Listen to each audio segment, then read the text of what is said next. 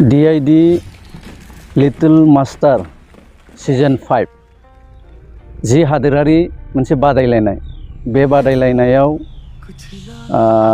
जि गावनि पारफरमेन्सजों देरहासार जाबाय हानाय दासिम जोंनि गलाघाटनि नब'जित नार्जारी बिनिसिम खौसेथि बर' सुबुं आफादनि जानानै सिगां सिगां जोंनि मोजां मोननाय आरो जोंनि बाख्नायनायखौ जों जासिदों। बिथांनि सोलेरा गसाइनि अननायाव लोमजाया साजाया थानानै जाहाथे बे सिजनाव बिथाङा देरहासार जानो हायो बिनि थाखाय गसाइनाव आरज गाबग्रोबाय।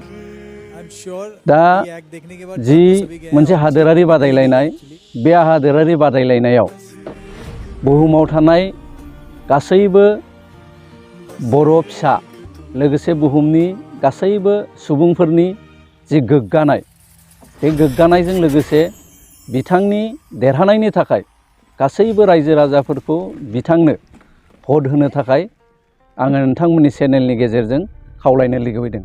जिहेतु सनिबारनि मोनानि 9 रिंगानिफ्राय भटआ जागायगोन आरो समबारनि फुंनि 9 रिंगासिम थागोन।